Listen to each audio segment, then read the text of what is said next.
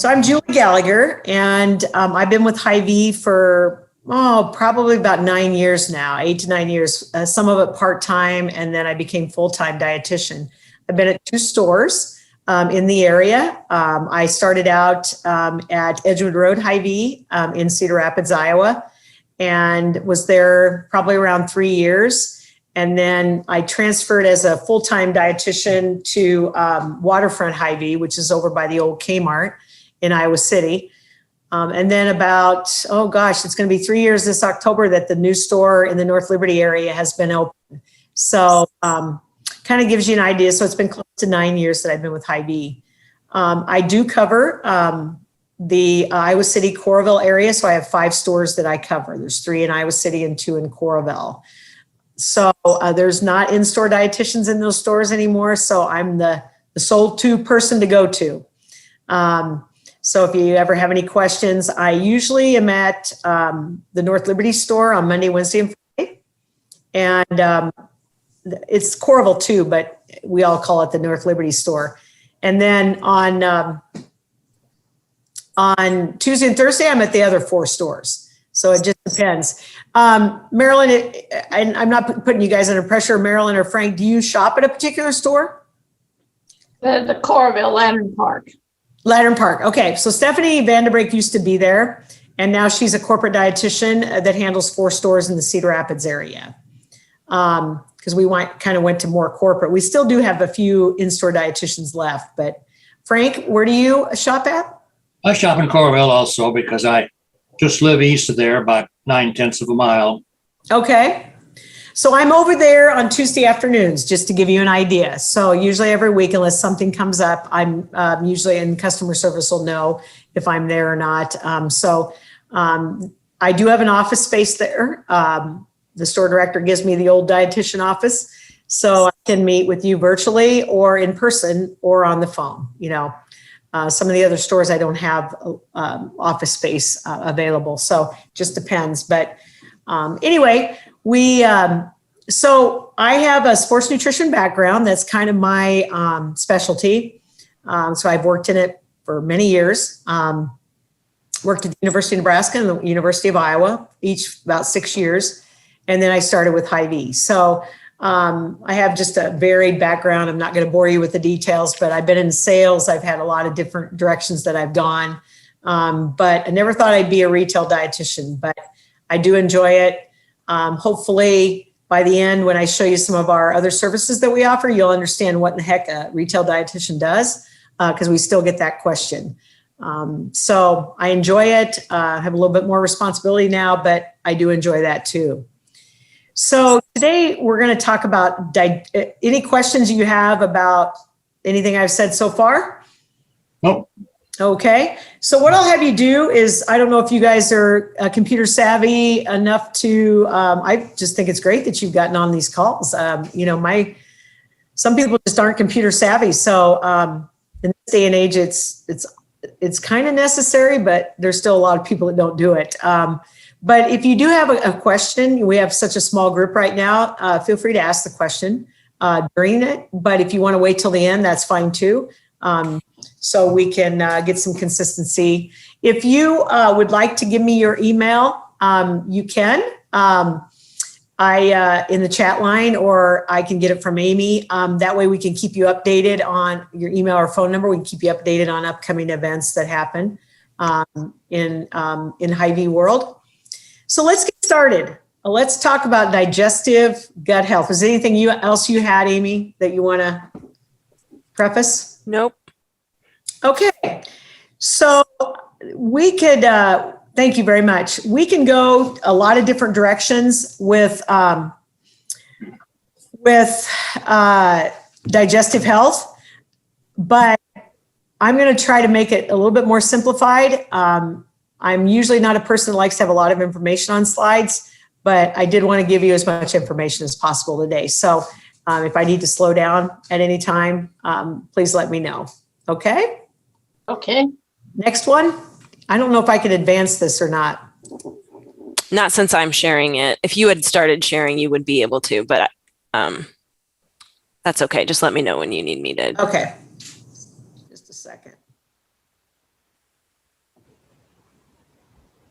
Okay, get that out of the way. So this is, we have a lot of digestive issues that come in to a lot of people that get referred to us with digestive issues, or people that just walk in the door. And this is kind of just a little statement: to live with this pain and do nothing about it is to accept a diminished existence. To take control of your health is to take responsibility for respecting and loving yourself. We've had so many different age groups that come in with digestive issues. And so I think this is a really good topic to address, because it can cause a lot of pain and discomfort, and as our bodies change through the years too. So just keep this in mind as kind of just a little bit of a statement that we don't want you to be in pain. We want to help you out as much as possible. Hopefully, if it is a nutritional concern, that we can help you along that way. Next. So basically, we're talking about what affects digestive health. We're talking about food and lifestyle. Taking steps to improve your digestive health can help your digestive system function more efficiently, improving your overall health and well-being. Where do you start? Try to incorporate strategies into your daily life. So if you look at the bottom there, obviously we have sleep. We spend a lot of time on sleep. I'm just mentioning it right now. There's not a lot of differences with the amount of sleep that is required. Somebody got a phone call? A robo. I just shut it off. Okay, thank you. But we have nutrition. Obviously, we have exercise. We have stress. A lot of things are going to play a part in that, and we'll talk about each one of those and how to, how those particular factors are going to affect your lifestyle. Next. So these are my 7 tips for better digestive health. And by the way, this is being recorded, but you will get a copy of this presentation. So if you prefer, if you're a note taker, feel free to do that.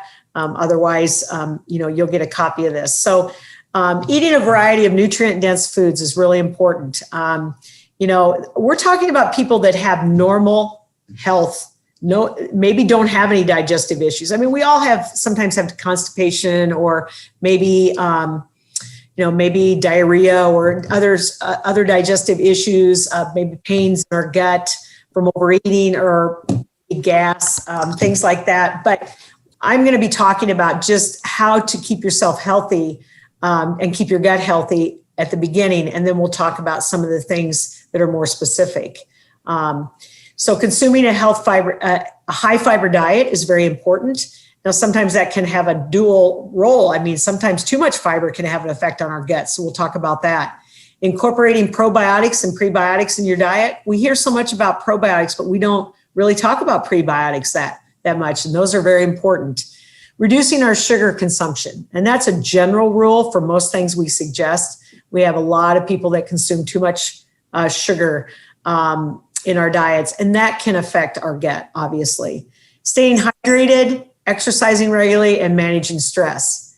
Those are all important factors. Looks like we have another person that's coming in. Hello, David. We just started, so welcome. So if you look at the little box on the right, it says, "Let food be thy medicine, and medicine be thy food." So it kind of just as a recap that we're going to talk about a lot of important things with diet. Next.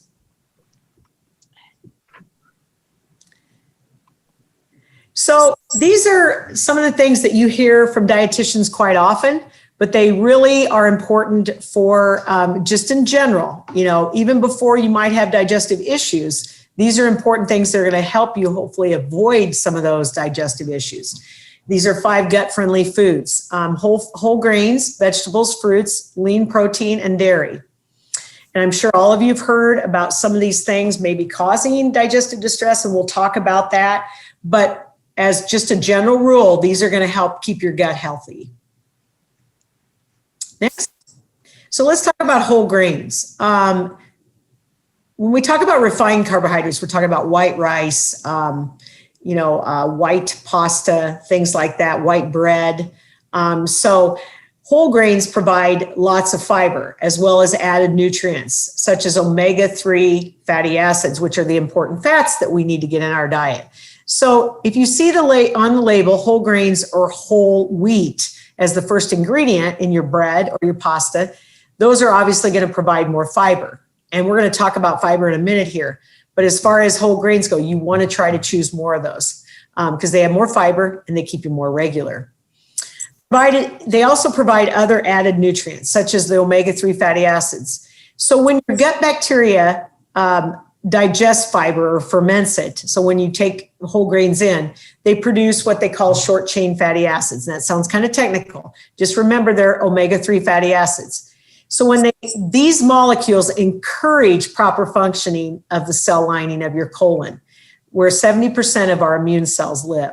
So it's important not just to get the fiber in, but also to get those omega-3s in our whole grains, especially walnuts. We think about walnuts as being an important part of adding that omega-3s into your diet.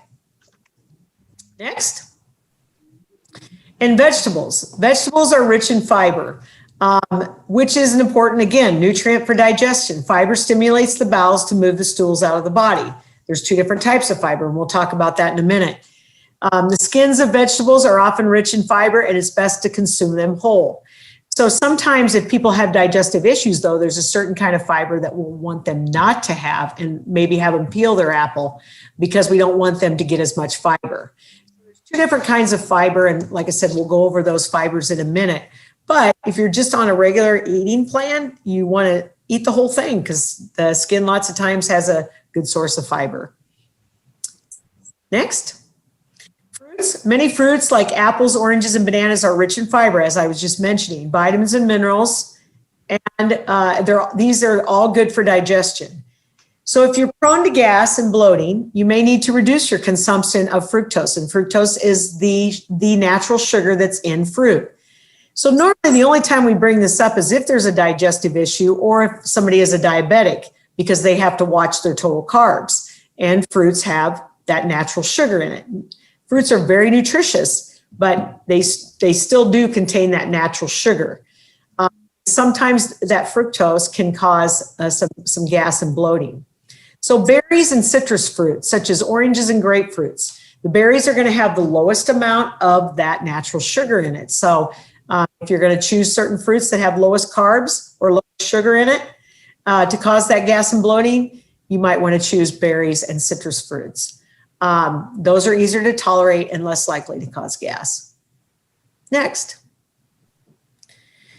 If you're talking about lean protein, you want to choose lean cuts of protein, and mainly because if you're having gut issues, I just had somebody come in yesterday and asked me, this woman came in and her husband had just had his gallbladder removed and he had to go on a low fat, I had to minimize the amount of fat in his diet, and they were wanting to know how to do that. So again, you need to watch the fat. There's a lot of healthy fats, like I was saying, with fish and things like that. So you want to choose those lean protein sources that are going to be better for you with those omega-3s, but also don't have that extra fat. So try to choose things like animal or like fish, eggs, lean cuts of beef, anything with the word loin and round in it. So like pork tenderloin or round steak or eye of the round, things like that are going to be leaner. And of course, how you cook it too is going to make a difference. But white meat, chicken or turkey, so it's the skin that causes most of the fat content, can cause some digestive issues if you don't watch out for the skin. Pork tenderloin, and like I said, center cut pork chops. So think of center cut as also another word. So non-animal sources such as legumes, those would be like lentils. They're basically beans, soy products, and dairy and nuts. And again, sometimes nuts can bother people, but now we're seeing how nuts sometimes can be integrated back in certain plans, in certain dietary plans with people that have digestive issues, depending on how much they eat. Next. We're talking about dairy. There are people that are lactose intolerant. We'll talk about that in a minute. They're missing that enzyme to be able to digest milk, to be able to digest lactase, which is in milk products. But for people in general, dairy is very important because we need to achieve those nutrient needs, the calcium, the potassium, the vitamin D. A lot of them have vitamin D. And also when we're thinking about the gut, yogurt itself provides those probiotics that we need, which have been shown to be good for gut health and overall health. Some of them might have what they call more numbers of bacteria in them than others. But we have some products on the right there. You'll see kefir, yogurt, kefir's cultures aid the digestion of lactose. Now you'll see Fairlife milk on the right there. Fairlife is a lactose-free milk. It tastes the most like milk if you've ever had it. And because it's got less fat in it and it's got more protein because they go through an extra filtering process. So there's chocolate milk available. There's all different levels of fat. There's skim, 1%, 2%. So it has more protein and less fat in it. And it also is lactose free. So a lot of people tend to like the Fairlife milk and it lasts longer. So for those of you living by yourself and you don't go through, the smaller containers of milk, they also have the single portion Fairlife milks available. So those are just choices to get those probiotics in. And of course, kefir, Lifeway kefir is going to have, a good source of probiotics in it. And then your Greek yogurt. Your Greek yogurt, the difference in Greek and regular is the protein content. It goes through extra filtering. So it's a little thicker. And we also have lactose-free Breyer's ice cream too, if you're looking for a lactose-free version. We'll talk about lactose-free intolerance and fructose-free intolerance and things like that at the end.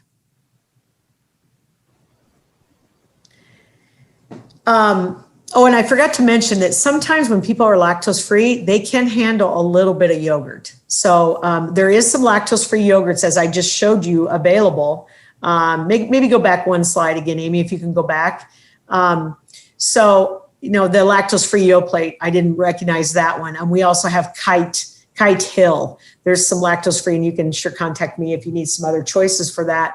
But, because lactose-free does, if you can't digest lactose, obviously it's going to cause bloating, cramping, and gas if you eat too much of it. But we do have it's one of the easier things to find products for is if you're on a lactose-free diet. So a lot of options available. Next. So when we're talking about a high fiber diet, now I'm one that I cannot handle eating too much fiber at once. I especially have to drink water when I eat too much lettuce. I just have a very sensitive gut. So sometimes you want to be careful because it can have the opposite effect on you to eat too much fiber. And that's why I gave you the amount at the bottom. Recommended amount for women is at least 21 to 25 grams a day. So, you need to make sure you try to get that amount to keep you regular. And for men, it's a little bit higher. It's about 30 to 38 grams. It helps keep food moving through the digestive tract, making you less likely to get constipated. Helps prevent or treat various digestive conditions such as diverticulosis, hemorrhoids, and irritable bowel syndrome. We'll talk about irritable bowel syndrome in a minute. And it helps you achieve or maintain a healthy weight because it fills you up. That's the nice thing about fiber. It keeps you satisfied longer. Next. So let's talk about the two types of fiber. It's important to get both of these types of fiber in your diet. Now, some of you might have heard of a soluble fiber. That means it's soluble in water. So if you were to take the fiber that you're eating and put it in water, it would be soluble in it. It would be blended in. You have a great capacity for absorbing water in the GI tract. That's what happens. You eat that fiber, it absorbs that water. And so what it does is it slows the movement of food in the intestine. It improves the absorption of nutrients and lessens diarrhea. So in other words, I just told you that fiber in general helps move things through the digestive tract, but there's two different types of fiber. And this is the one that actually has been in the news quite a bit to help with cholesterol levels.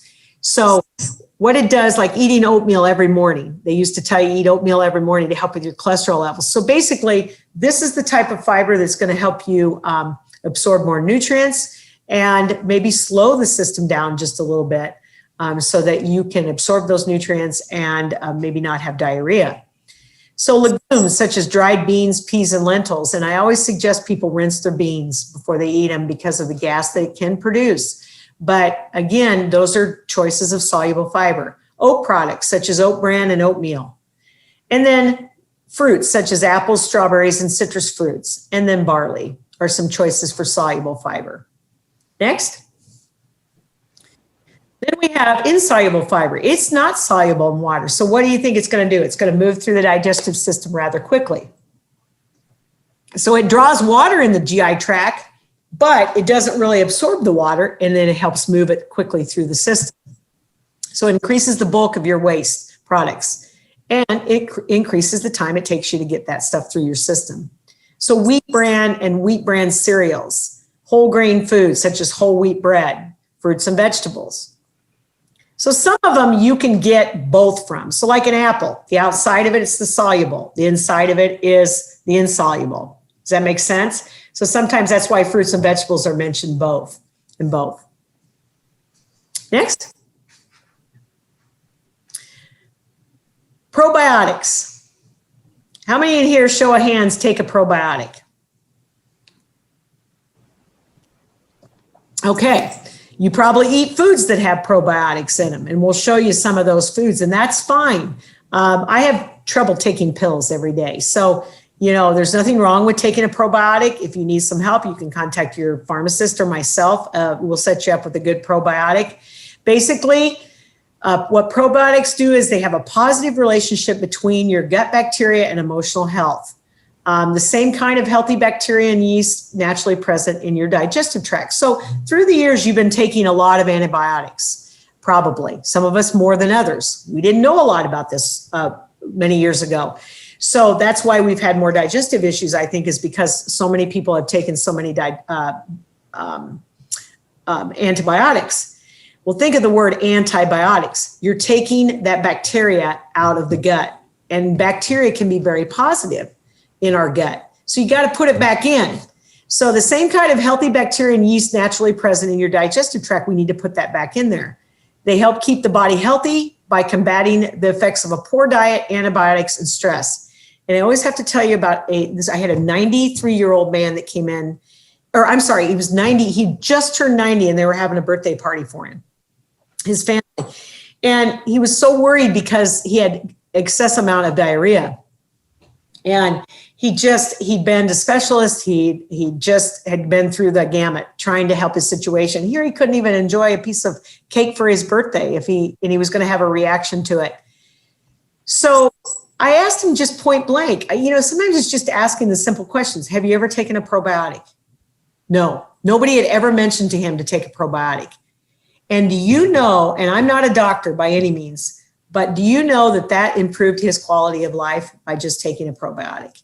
And he was able to enjoy the foods that his family, maybe not at that birthday party in specific, but after that, it really made an improvement in his digestive system. Probiotics can enhance nutrient absorption, may help break down lactose, strengthen your immune system, and possibly help treat IBS. So for the most part, probiotics can be very popular. Now, the one at the right there, the regular girl, it's got a weird name. It makes it sound like it's only for girls. I don't understand that because it can be used by males too. But that was a product that has both a pre and a probiotic in it. And a lot of products don't have both. The Thorne products are good probiotics too. But the one on the right, regular girl, has both pre and pro. And let's talk about prebiotics. Next, Amy. Or I'll tell you where do we find probiotics first. So kefir, as I mentioned, kimchi, kombucha. If you've ever had kombucha, it's usually got less than 1% alcohol in it, just to keep in mind, if you don't drink alcohol, it's not going to amount to that much, but it does have a little bit of alcohol because it is fermentation. But I usually say if you could even drink a quarter of a half of that, because sometimes it can be pretty, it can be overwhelming to drink a whole bottle of it. You want to watch the sugar content of them because some of them have a little bit higher sugar than others. And then pickles, sauerkraut, tempeh, and yogurt, as we mentioned before. So some of these are options of whether you can get, more probiotics in those products. Prebiotics. We need prebiotics to make probiotics. And I think people forget that. So prebiotics can help your digestion as well. They act as food for probiotics, helping them support healthy bacteria in the gut. So you got to be able to have the prebiotics to feed those probiotics in the gut. They're found in a lot of raw fruits and vegetables and whole grains, including bananas, oats, onions, and legumes. So some of the same products. And again, Regular Girl has that prebiotic and probiotic in it. But I would say trying to get most of your prebiotics from food is the best way to go. Next. Where do we find the prebiotics? Again, bananas, onions, oats, and oats again for that fiber is important. And then lentils, as we mentioned before too. So a lot of duplication in the products we're talking about right now as far as the 5 initial food products or 5 areas that I had mentioned to you about whole grains and protein and things like that. Next. So reducing sugar consumption. A lot of our processed and added sugars can decrease the amount of good bacteria in your gut. Do you all remember when we were going on fat-free diets? Remember when the fat-free diets were really big? So consume like your fat-free Snackwell's cookies, consume fat-free peanut butter, consume all these fat-free products. And what did that do to our diabetes rates in the United States? And what did that do to our sugar consumption? It increased it. We ate less fat, but we ate more sugar. And now we're finding out how there's a lot of healthy fats that are available out there. And so, again, we're trying to implement the healthy fats and decrease the sugar. High amounts of refined sugars, particularly high fructose corn syrup. If you ever see that word on a label, you want to be careful because that is what is in a lot of our items that are in the center aisles. Not everything. There's some healthy things in the center aisles of a store, but do you know why our government, or not really our government, but why manufacturers and vendors put high fructose corn syrup in products is to increase their shelf life. So they last longer on the shelf. So like dried products, boxed products, things like that. So we have to be very careful because high fructose corn syrup has been linked to inflammation in the body. And we know so much more about foods that prevent that inflammation or swelling in the body. And that can happen in your gut, that inflammation in your gut. So it just leads into a lot of our diseases and cancers, as we well know. And it's not just in donuts and foods like that. It's also in a lot of our other refined sugars. Next. So how much sugar do you need a day of added sugar? Now remember, fruits have natural sugar in them. Fruits have natural sugar, so does milk. So those are healthy things to have. Unless, again, like I said, unless you're lactose intolerant or fructose intolerant, because fructose is in fruit. So we're talking about added sugar. So think about it. For women and children, 6 teaspoons or less of added sugar a day. And there's 4 grams of sugar in each teaspoon. So let's take a soda. 10 teaspoons of sugar in a regular 12-ounce soda. Now, for men, that's already met your needs for the day. You don't have to get added sugar. This is just a guideline to prevent you from getting too much. So for women, it's 6 teaspoons. And there's actually added sugar on the label now. So you'll be able to see if there's any added sugar to products. So if you see sugar down there listed by itself, or if the product says no added sugar on the outside of it, it usually means there's no added sugar. It doesn't mean there's no sugar in the product, but there's no added sugar. Make sense? So men, you get lucky. You get 3 more teaspoons than women. That's not fair, but we'll let you get by with it for now. Okay. I thought I'd get a smile out of Frank and David on that one. Well, I'm just thinking, I don't eat sugar on anything, but I eat a lot of sweets. So I mean, those have added sugar, and that's okay in moderation. But I'm saying, if you eat too much of it, obviously that's going to cause gut problems. So, next, staying hydrated. Your body is 60% water, and I always remember my daughter eating so much cheese. She loved cheese, and I love cheese too. And cheese can cause constipation if you're not careful. And so it was really important for her. And luckily she was a very good water drinker because she had some instances where she had some situations where she had constipation, and a lot of it was due to the cheese. But it's really important because what that does is fiber pulls the water into the colon to create softer, bulkier stools, allowing them to pass through more easily. So basically, staying hydrated is going to help this. It's going to get that fiber through the system. It prevents recurring UTIs, infections, and bladder infections. Decreased risk of kidney stones and improved skin hydration. So those are all important things to remember. Next. So let's look at how much water we need a day.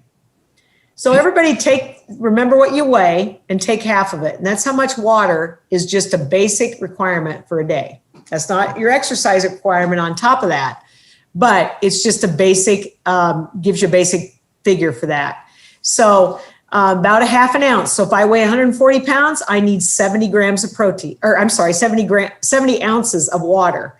So that's pretty easy to remember. And I'm right now drinking a 16-ounce bottle of water. So I would need probably about 4 of those a day to meet just my daily needs. And of course, there's some water in food and things like that.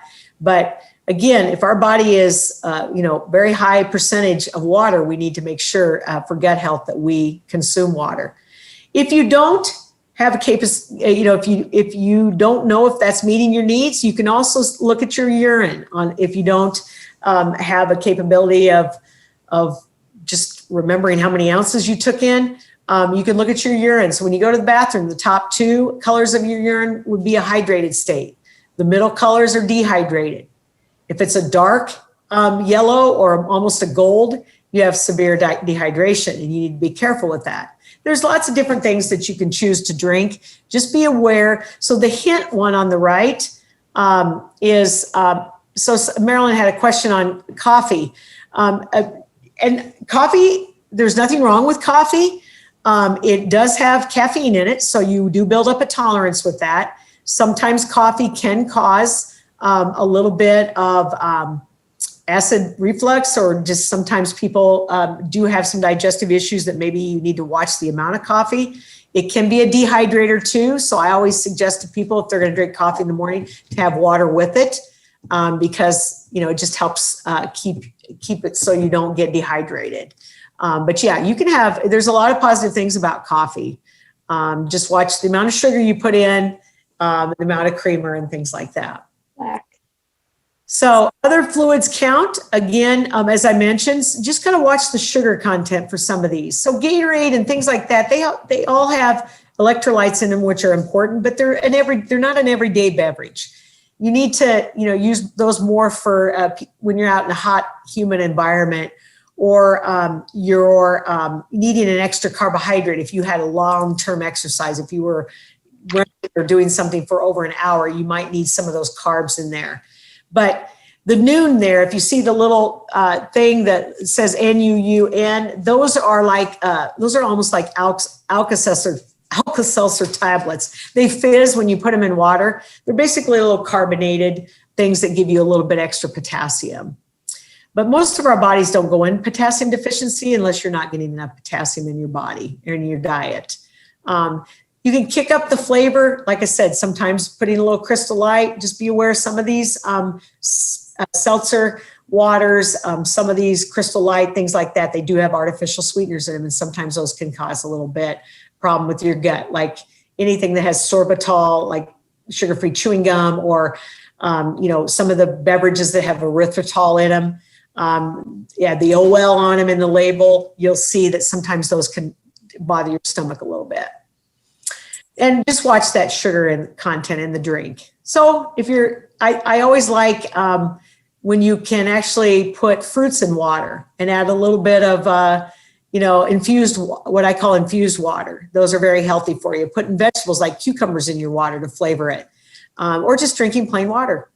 The hint on the right is actually, there's no added artificial sweeteners to it. They basically just put some fruit in there, just a hint of fruit in there to give you that flavor. I actually like that drink. It's not very strong though. Next. So look at your drinks. This is an exercise that we do a lot. So this combines both sugar, our conversation about sugar, and water. So look at how much is in the size of Cokes that we sell today.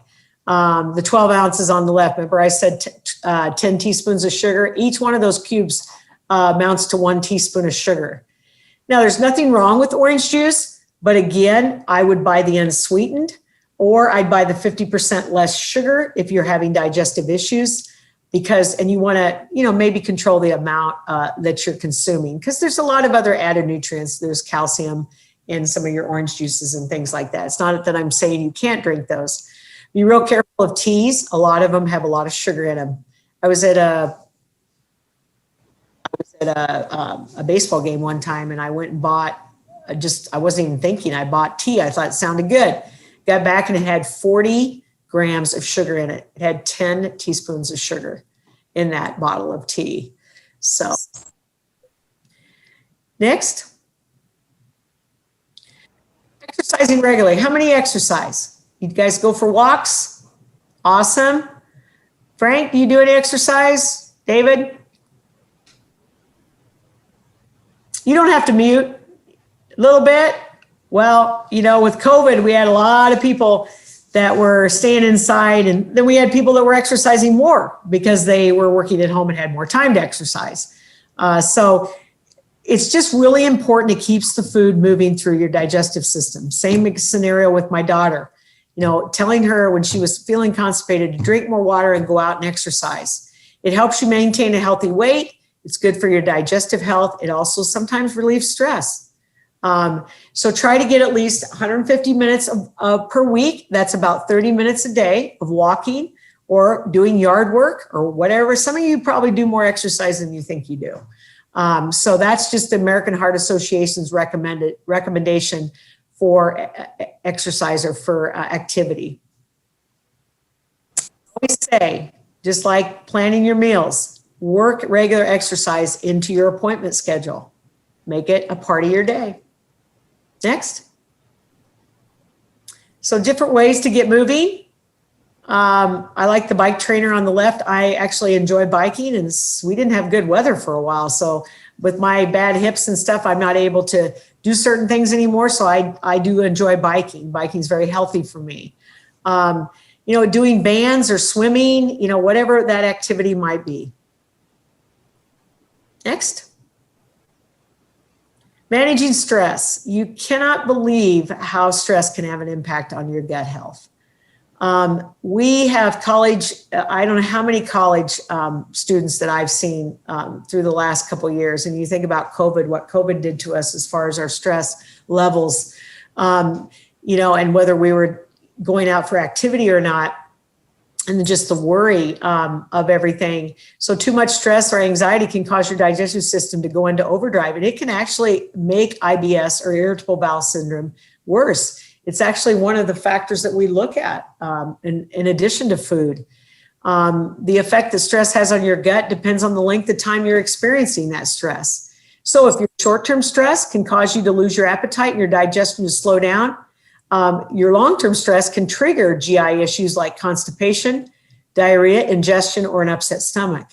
So when I have a short-term stress, like something happens to me during the day, I sometimes eat more. That's just the way I might make myself feel better by having some chocolate like you, Frank, or maybe having a sweet or something. Because I grew up with sweets and I enjoy sweets. They make me feel good. But it's not saying it's going to relieve that stress over the long term, but long-term stress actually does the opposite for me. It actually makes me lose weight because my appetite goes down. So it just depends on how those stresses in your life affect you, but it sure can affect how you eat and your gut health.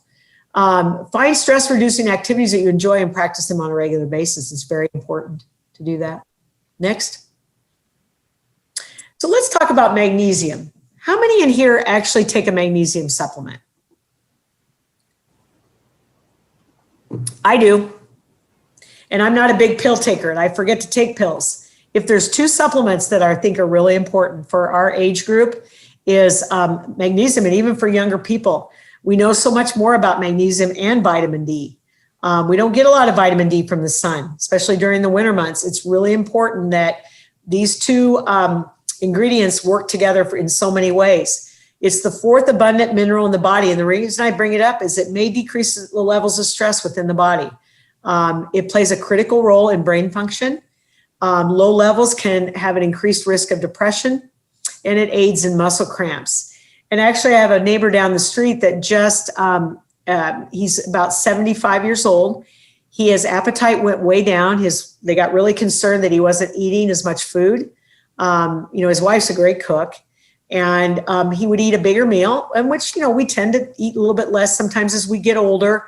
It might be because we're living by ourselves and food is not something that we don't really like to cook for ourselves, or it's just more of a hassle. But come to find out, his magnesium levels were too low, and that affected his appetite. And so there's a lot more that is involved with magnesium than meets the eye. And so it's really important to get enough, where you get it. So the next slide, please. So this is how you get magnesium. Eating nuts, black beans, brown rice. Again, those same things that I told you to begin with, those 5 different food areas. Swiss chard, soy milk, dark chocolate also has a little magnesium. Now, a lot of your greens will have magnesium in them. Sometimes we'll have some milk that's fortified with magnesium, but for the most part, sometimes people have a difficult time getting it. Marilyn, I go with the chocolate.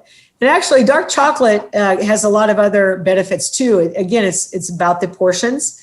I like to eat dark chocolate because I don't like it as much as milk chocolate. So therefore, I eat it because I don't eat as much of it, and it's more healthy for me. So I appreciate that comment, Marilyn. Thank you. I love chocolate too. Next, it's just a little bit of a stress. That's why I told you about stress. So now we're getting into the latter part of the presentation, and we're going to talk about some of the things that happen to our gut. Because I didn't want to, I wanted to start out with the positive thing that maybe you don't have gut problems, but maybe you need to eat healthy in order to prevent those gut health problems from happening. Now we're going to talk about some of the things that can happen. So IBS, or irritable bowel syndrome, is a common chronic condition. It's not a disease, it's a condition. It affects the large intestine, and that needs to be, and it needs to be managed long term, because lots of times you can have flare-ups, and it can bother you for a while, and then you get better, and then it can bother you again. Triggers include food, stress, and hormones. And let's talk about each one of those. So a food allergy rarely causes IBS. They used to think a food allergy causes it. So many have worse symptoms when eating or drinking foods. It's not as much caused by a food allergy. If you have a food allergy, lots of times it's because you're allergic to that particular food. And then that causes the gut to be upset. It's not necessarily the cause of irritable bowel syndrome. But foods that you eat can be, and they can worsen it. And we talked about wheat, dairy, and some of these foods. So again, I have to clarify. The foods that I told you about to begin with are going to keep you healthy on a daily basis. But if you start seeing gut problems, then you need to watch these types of foods and how much you consume of them. So instead of maybe having certain foods, you might want to go to some of the refined foods that I told you about, like the white rice. And if you remember, do you remember when you have gastrointestinal problems, the brat diet? Remember, we used to put people on the brat diet, was bananas, rice, applesauce, and toast. And they usually suggest you eat toast, white toast, to recover from that, or white rice. I know I even do that with our dogs when we used to they have to wear the cone because they've had digestive issues. We give them white rice because that slows the digestion down. And sometimes what that can do is help your digestive system and doesn't give you that diarrhea, and it slows it down. So sometimes we go to the opposite end of the high fiber if we're having digestive issues, if that makes sense. So stress may have worse or more frequent symptoms during increased. So if people have IBS, I guarantee stress will make it worse. Hormones. Women are twice as likely to have IBS, and that happens sometimes with our hormonal changes. So sometimes women don't have their periods until they're in college. And they're delayed for certain reasons. And sometimes we see more IBS because they have the stress of college. the increased workload that they have. I'm just not just saying college, even high school can have, digestive issues. We're seeing it more in early age people. But then you also have the food problems because they've been living at home, maybe been eating mom's good cooking for a while, and then they're eating pizza late at night or some things that are causing upset. So we're seeing a lot of more irritable bowel in different age groups. Next.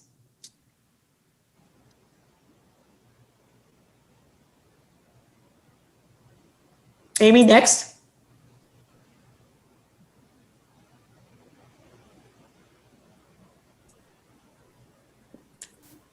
Next again. I thought, can you see the? We see the same. Oh, I'm sorry. I was spacing off there. That was my problem. Gosh, I'm sorry. So I just was looking straight at the title. Irritable bowel has signs and symptoms. So if you're thinking about these, think about some of these that happen on a daily basis. So most common includes abdominal pain, cramping or bloating. But usually those are relieved by a bowel movement eventually. If we do some of the things that I mentioned earlier on, you might have excess gas, diarrhea, or constipation, or both. We've seen people come in with both constipation and diarrhea. See your doctor if you have the following. If you have an increased amount of weight loss, you have diarrhea at night, rectal bleeding, iron deficiency anemia, which is where your iron levels are low. You have unexplained vomiting, difficulty swallowing, or persistent pain. So those are people that definitely need to either see a doctor, a GI doctor, or something if that's happening. Some people can control their symptoms by managing diet, lifestyle, and stress. Other people need medication or counseling, and lots of times they're sent to us to see what might be causing it. And sometimes it's just a matter that they have had a test at the GI doctor to determine whether they have an intolerance or not to a certain food. And that's what I'm going to talk about on the next slide. So these are food intolerances they arise because the body's unable to digest a certain food. This may be due to a lack of an enzyme like lactase with lactose intolerance, or fructose, as in fructose intolerance, or a sensitivity to certain chemicals. So a food intolerance involves the digestive system rather than the immune system, like for an allergy. So try to keep that separate. We talked about that with IBS, that it's not really caused from an allergy. Okay, that's the immune system response. Foods commonly associated with food intolerance include milk, which is lactose, gluten, which is wheat, food colorings or preservatives, and sulfites, caffeine, and fructose. The ones that I'm going to talk about just briefly are lactose, gluten, and fructose. That's what I see more happening more, and I'm seeing a lot more sugar intolerances. Next. So these are common food intolerances. If any of you have any of these intolerances, I'm sorry, did I miss a question in there? Oh no, those were just responses earlier. Just want to make sure I didn't miss something. Lactose intolerance, as we talked about, lactose is the sugar that occurs in milk. People with this intolerance do not have the enzyme to be able to digest milk. So if you've ever heard of Lactaid, they take those little enzyme pills. Those are going to put the enzymes in the body to be able to digest maybe a yogurt that they want to really eat, that they can't find another product. But we do have a lot more products now available. And what happens is it can result in spasms, stomach ache, bloating, diarrhea, and gas, especially. And lots of times when people go into the doctor and have had a lot of gut issues, lots of times they'll see more than one of these. We had a person come in one day that had all three. And so really needed some help on how to eat the right foods. Fructose intolerance is a sugar present in fruit. And this is the one that is a lot more involved. And if you ever get this, what they do is they go to the GI doctor and they find that when they eat fruits and things that have high fructose corn syrup, things like that, that they have a lot of stomach issues. You're not able you're missing a protein that allows it to absorb the sugar, which is fructose. And so because it ferments in the gut, and that's when we digest it, it leads to gas, fullness, bloating, cramps, and diarrhea. So some of the same symptoms. So what do? You go to the GI doctor you get a referral, you go to the GI doctor, they do a breath test on you. And the breath test will tell you whether you have fructose intolerance. Now, for lactose and gluten intolerance, I can take people on a tour. We give free grocery store tours, which I'll explain in a minute. But I can take people on a tour and be able to help them. They don't necessarily have to pay for a consultation for lactose and gluten intolerance. I can take them on a tour, and we can usually solve those problems. But with fructose intolerance, malabsorption intolerance, I need to meet with that person for at least a half hour. And we used to get a lot of people referred from the hospital. And because they would give out this book that people would be diagnosed, or the GI doctors would diagnose them with fructose intolerance, and they were given this really thick book, and they would come to us and say, what can I eat? There's not anything I can eat. And so we're now learning that you can have a half a cup of fruit with your meals. It just depends on your tolerance level. And you can have some vegetables with your meal. And so there's certain things that we need to work extra with you for about at least a half hour. And then we'll take you on a tour to show you some good products to eat that don't have fructose in them. And then gluten intolerance. That's the gluten-free diet that you hear about. People that can't, they do not have they're not able to digest wheat. And so gluten is in a lot of our baked products, a lot of our, and so you can have like wheat, or I'm sorry, you can't have wheat, barley, and rye, but you can have other types of products. Now, remember, on all three of these, there is cross-contamination. So we have some people that have such an intolerance to gluten, they have what they call celiac disease. And that is more of an autoimmune disease. So it's more about that they can't even, some of them can't even walk into a bakery because the bakery's been cooking or, making stuff with wheat products, and they have that reaction right away. Some people go on gluten-free diets just to lose weight, and that's not always the most beneficial way to lose weight, but we do see improved digestion for people that aren't even gluten intolerant that choose to eat some gluten-free products, because sometimes it does help with that irritation in the gut, but it's really not the best weight loss, because we have people buying gluten-free brownies or gluten-free things like that, and they're still eating a lot of calories. Does that make sense? Next. So if you were diagnosed with fructose intolerance, this is a long word here, and don't worry if you don't understand all this, but if you were to come in and your doctor diagnosed you with fructose intolerance, this is why I would meet with you, because we would have to go over what we call the FODMAP diet. And that is because a lot of things can affect your stomach. And these are all carbohydrates. All of them it's an acronym for all of those big words at the top.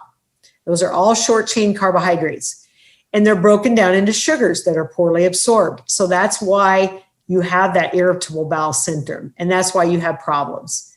And I just worked with a lady the other day that came in, and she always eats healthy. And so she's basically got to start eating foods. She's got to watch how much fiber she gets in her diet and some other things.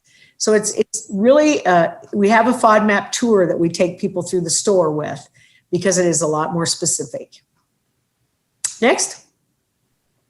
I want you to be aware that we do have a plan to be able to meet these needs for for fructose intolerance. So a low FODMAP diet may help improve your GI symptoms from IBS and other food intolerances, because usually they have gluten or lactose. And then the diet is usually prescribed by myself with a confirmation of diagnosis with a breath test by the doctor. And then you have three phases: elimination, reintroduction, and integration. So what we do is we basically have people go on a very strict eating plan for a couple weeks, and then they can reintroduce foods into their system to see if so they basically go on a bland diet initially, or they might be able to handle a little bit of fruit and vegetables and other products. And then we reintroduce, and lots of them have improved gut health at that time. Or we see that over time. Next. That's it. Now we're going to talk about the fun stuff. So this is our online portal. So when COVID hit, we had to do a lot of online virtual training. And I know some of you are probably getting tired of Zoom calls, so I appreciate you being on today. If you've been on a lot of Zoom calls, maybe it's only when you really want to be on them. You don't have to do them for work, which is great too. But we do have a virtual secure program called Healthy. And basically you can sign up for things through there, whether it be chat with me one-on-one, you can journal, there's a fitness tracker in there, and you can document, we can do a care plan for you. And then there's also online programs that we can, just like today's program.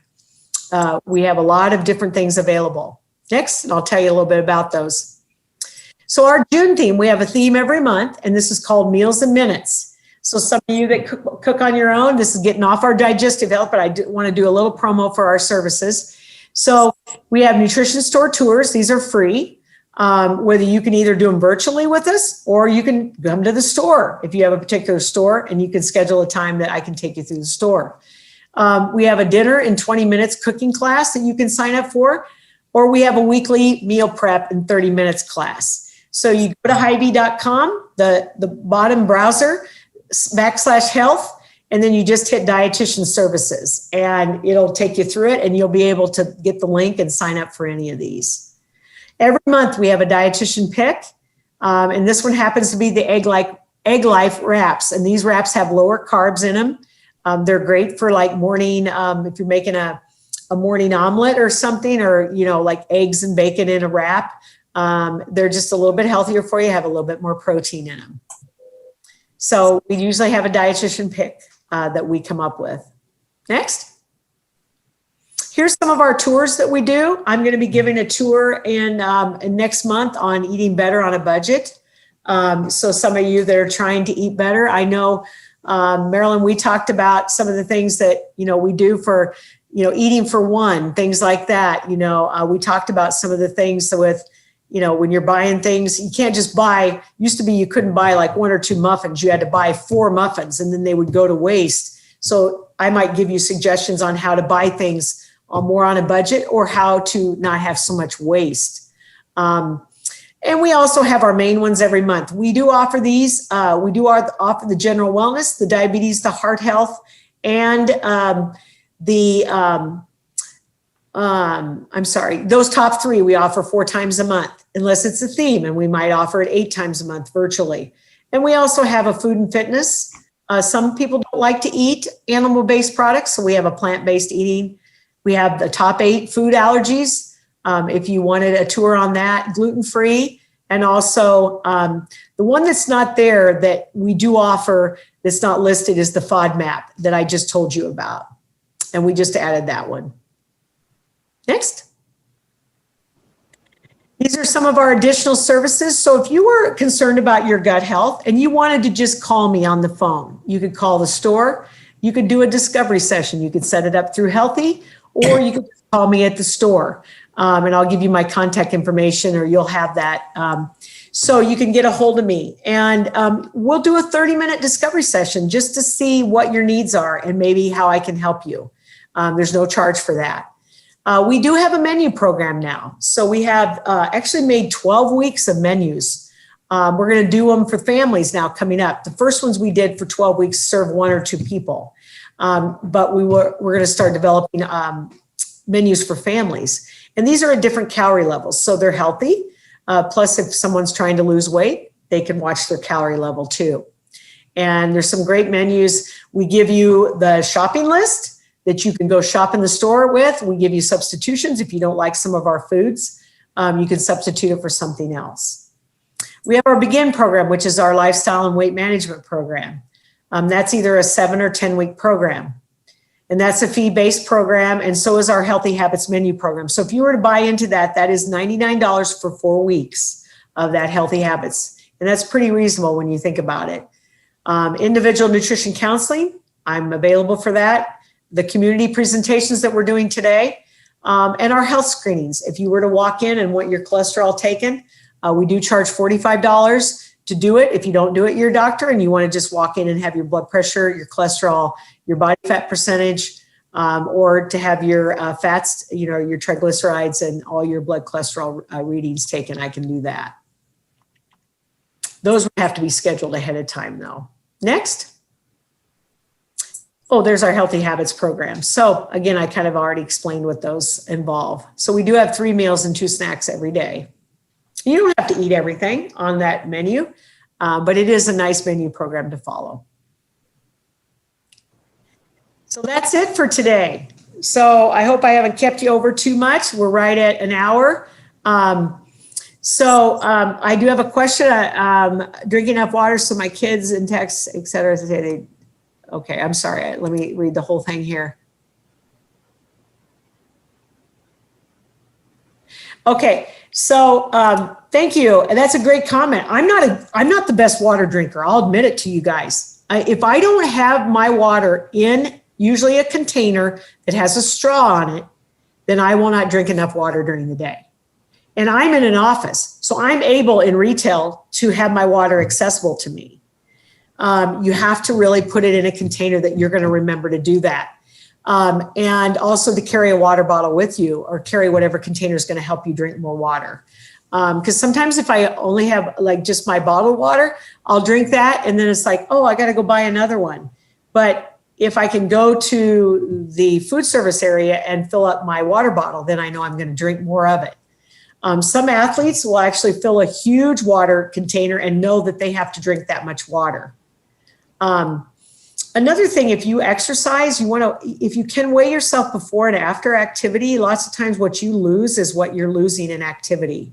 So before you go out and exercise again, especially if it's hot and humid, you want to drink at least 16 ounces, so 2 cups of water for every pound that you lose. So again, trying to get half your weight in ounces on a daily basis is important. But if you do add exercise in, you want to make sure that you figure that, because exercise can increase the demands for water. But it's really important. Now, we can get water from lots of our fruits. Watermelon has got a good source of water, a lot of our citrus fruits. So remember, we do get some water from fruits. But try to get that half of your weight in water, especially during humid, and try to get those electrolytes, sodium, potassium. Most of the time, if we eat enough of our foods, we're going to get enough sodium in our diet. Was there another question? Yeah, there was a question about Metamucil, I think. So Metamucil is a fiber supplement. So it's got more of what we call that insoluble fiber. There's nothing wrong with taking Metamucil.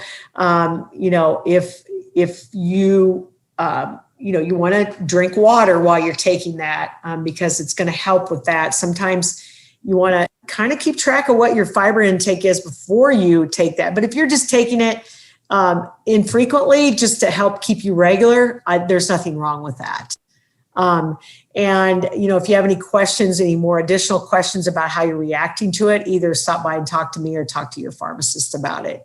Because sometimes, certain things, if you become more dependent on it, you want to be careful not to take it like too often, because, it can cause the other effect of it. So if you're taking it as, to help you with constipation, it can give you too much fiber and can cause some diarrhea. So does that make sense? Good question. So you don't have to tell me, but hopefully you just have a better understanding of what foods in general are good to eat. And then also what are some of the things to look out for when it comes to food intolerances, because I'm telling you, we're seeing a lot more. And when I say a lot more, compared to what we used to see. And I think a lot of it's our environment. A lot of it's the amount of high fructose corn syrup that's in products. And I think a lot of it's the stress levels that we've been going through that has an effect on that, especially in the last year. And, just our diet. And then the amount of antibiotics that we've taken through the years. The one thing I didn't touch on was what they call SIBO. And if you've ever heard the acronym, that means short or small intestine overgrowth. And what happens with that is I have people come in and see me. And what happens is their bacteria level, maybe they've had food poisoning or something at one point in their life, and they have too much bacteria. It's an overgrowth of bacteria, which doesn't always happen, but they're still taking a probiotic. Well, what's probiotics do? They put more bacteria into the gut. So there is medications usually they put you on an antibiotic because they want to reduce the amount of bacteria in your gut. That helps with it, but we also need to look at diet. We also need to look at fructose, in your diet, some of those things that I was talking to you about. And also get off of a probiotic because that adds more bacteria to your gut. Doesn't happen very often, but we've had some young people that have come in with that problem. So if you ever hear that SIBO, S-I-B-O, that's usually an overgrowth, increased amount of bacteria in the gut. So lots of things are happening with, like I said, our digestive system. I don't recall that you mentioned anything about too much salt. So basically, I mean, we have a heart health tour for that. But what salt does is it attracts water. So like we used to tell people, I remember many years ago, we'd say, take a salt tablet if you were low on sodium. But the majority of people today are not too low on sodium. I do worry about people that, because I had an aunt that she had to watch her sodium intake and it went the opposite way. She didn't eat enough sodium in her diet. You want to remember that most of the time, if you have heart issues or if you have situations where you have to go on a low sodium diet, usually they're going to put you on the lowest is like 1,500 milligrams. The normal is 2,000 to 2,500 to 2,000 milligrams a day. So what happens is if you don't get enough sodium, you can't get water in that cell or get water into your stomach to be able to digest nutrients. So yes, it can play a part in your electrolyte balance, in your water balance. But that wasn't, when I looked at the whole scheme of things, I didn't think it was as much of a priority, but very good question, because you don't want to get too low of sodium and you don't want to get too high. We have a tendency to get too high, but if you're not eating enough sodium foods, people say, I don't salt my food. Salt in ketchup, salt in a lot of food, salt in bread, or sodium in bread. So the majority of us get enough sodium in our diet if we eat enough food. So it's more of we're trying to reduce people down on sodium, but we don't want them to get too low because it is important for that balance inside and outside the cell. To make sure, because sodium helps get water into the cell. Does that make sense? Yes. Very good question, though. Very good question. Thank you for bringing that up, Frank. Did that answer your question, by the way? So if you're getting some of that chocolate in and some of those other items in your diet, you're probably getting... So that's why I tell people, if they're going to eat a meal, when they get done exercising, if they're going to go right to eating a meal, just eat foods that have some sodium in it. Don't always worry about having to get a sports drink or something. If it's more convenient, you can. So if you're worried about your sodium level, you can drink one of those sports drinks or just eat foods that have some sodium in it. Majority of the time, though, the people we work with are too high in sodium. Awesome. Well, thank you so much, Julie. Yes, thank you. And I did give Amy some materials to share with you guys. David, if you feel comfortable, sending me your email, I can keep you updated on any upcoming events. I'm not going to bug you. It's just a nice way that if we have an event coming up that I think might be and I can always email Amy too, and let her know about an event coming up so she can announce that to a lot of you. If you have any additional questions, if you have any additional gut issues, make sure you come see me. And we didn't keep that slide up there very long for contact information, but you guys will get a copy of this presentation, so you'll be able to get my contact information. And I hope to meet you in person the next time. How's that sound? Yes, we would love that. At least I would. Yeah, just keep Amy informed. She knows our services too, but yeah, reach out to me if you have any concerns, any gut issues and things like that. Thank you very much. Thanks, Julie. You guys have a great weekend.